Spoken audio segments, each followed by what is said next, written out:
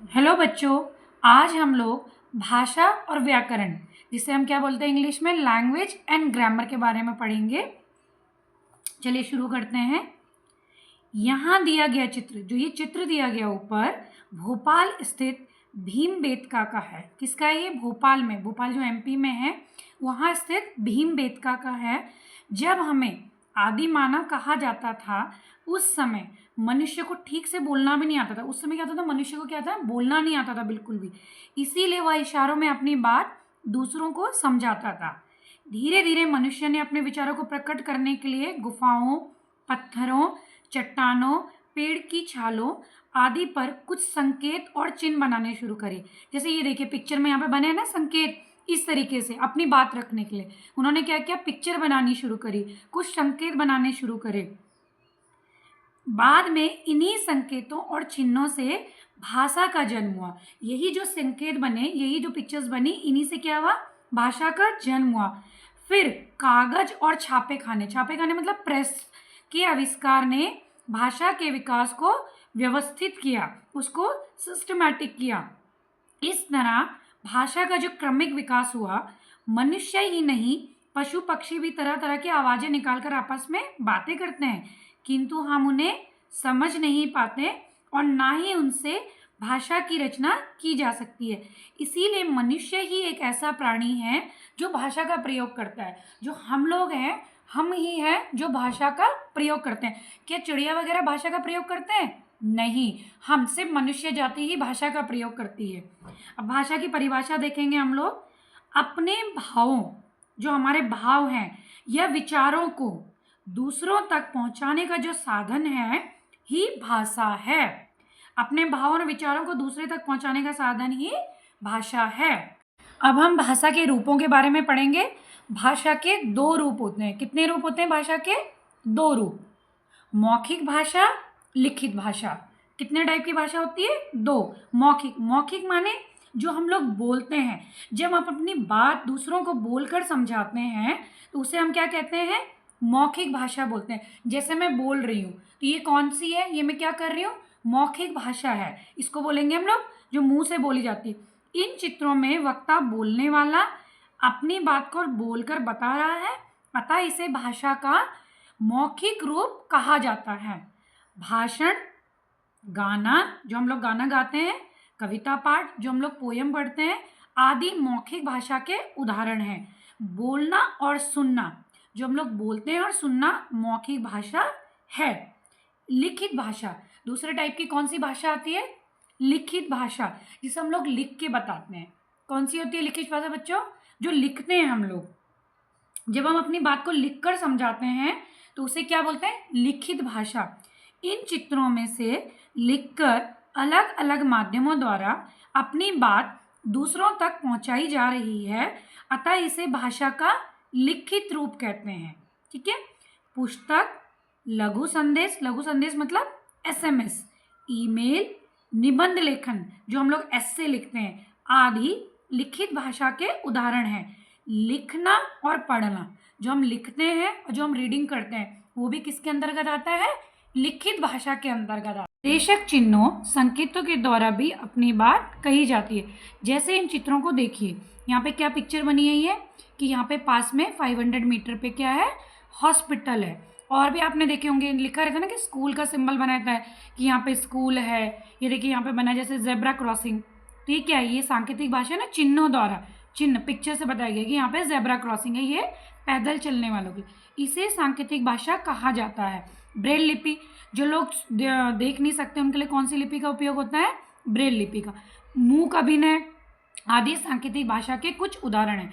परंतु सांकेतिक भाषा का प्रयोग तभी संभव है जब हम आमने सामने, जब उसके लिए क्या होना चाहिए? सांकेतिक भाषा के लिए आदमी का आमने सामने होना बहुत ज़रूरी है।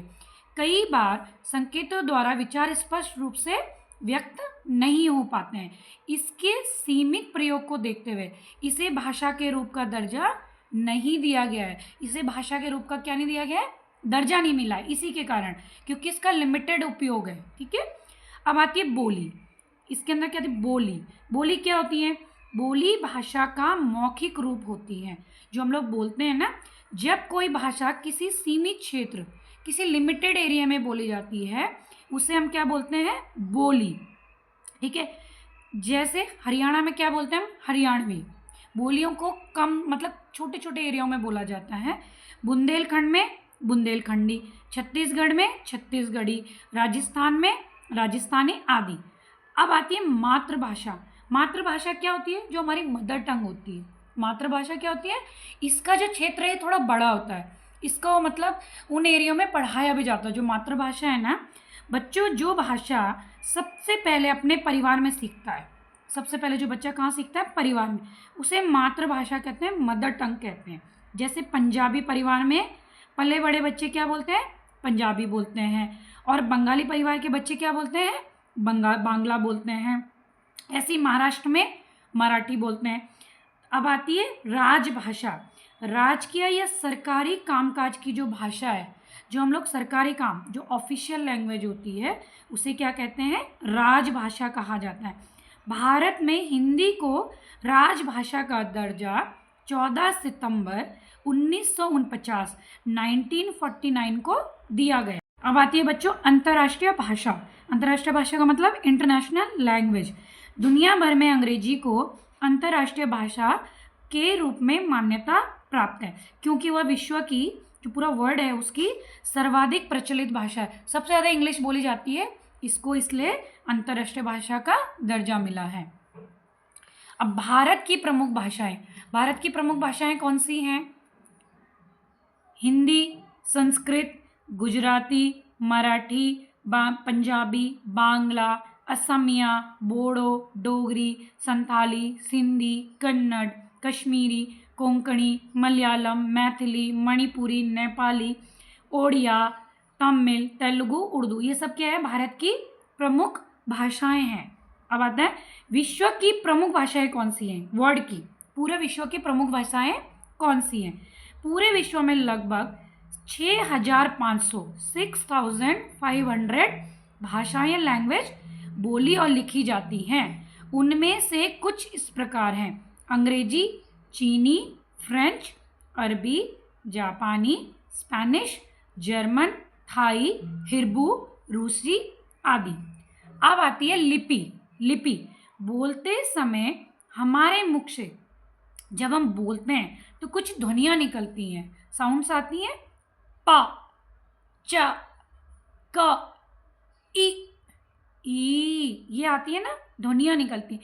इन्हें लिखने के लिए कुछ चिन्ह निश्चित किए गए हैं, चिन्ह बने हैं। इन्हीं चिन्हों को लिपि या स्क्रिप्ट कहते हैं। लिपि भाषा का लिखित रूप है जिसे हम लिखते हैं। जैसे ये लिखा है, देखो यहाँ पे भ है, भा, तो हमारे मुंह से क्या लिख रहा है, भा, तो हम भा को लिख रहे हैं, ये क्या होती है, लिपि। भाषा के लिखने के तरीके या ढंग को, जो हमारा लिखने का तरीका है या ढंग है, उसको क्या कहते हैं, लिपि। प्रत्येक भाषा की अपनी लिपि होती है, सबकी क्या होती है, अपनी लिपि होती है हर भाषा की। जैसे हिंदी, हिंदी की लिपि क्या होती है, देवनागरी। संस्कृत की कौन सी है, देवनागरी। गुजराती की कौन सी है, देवनागरी। पंजाबी की गुरुमुखी लिपि होती है। उर्दू की फारसी लिपि होती है। अंग्रेजी की रोमन। हम व्याकरण के बारे में पढ़ेंगे। व्याकरण क्या है, भाषा को शुद्ध रूप में बोलना, लिखना और पढ़ना सिखाने वाली जो नियमावली है, व्याकरण कहलाती है। अब यहाँ पे देखेंगे, चित्रों के नीचे लिखे वाक्य को पढ़िए। ये जो चित्र बने हैं, ये पिक्चर्स बनी हैं, इनके नीचे सेंटेंस दिए हैं, उनको पढ़ते हैं। गाय घास खा रहा है, ये सही है क्या वाक्य, नहीं।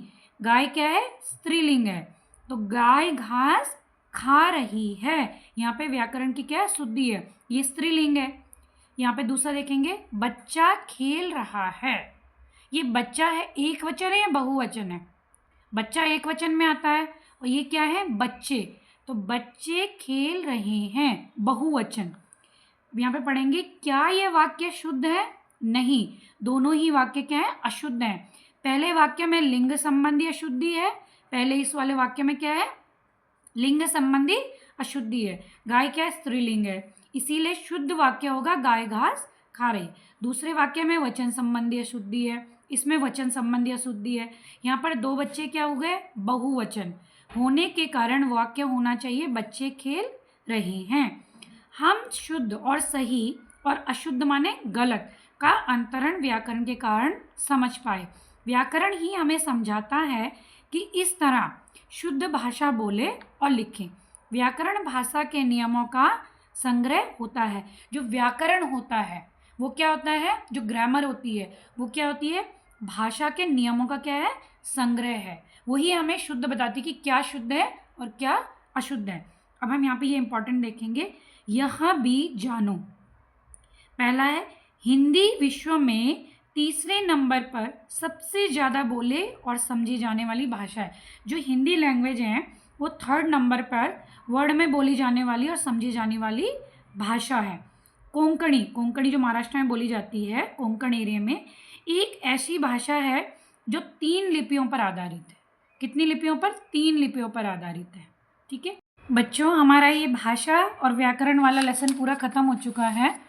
अब हम लोग अगली वीडियो में मिलेंगे। ठीक है, चलिए बाय।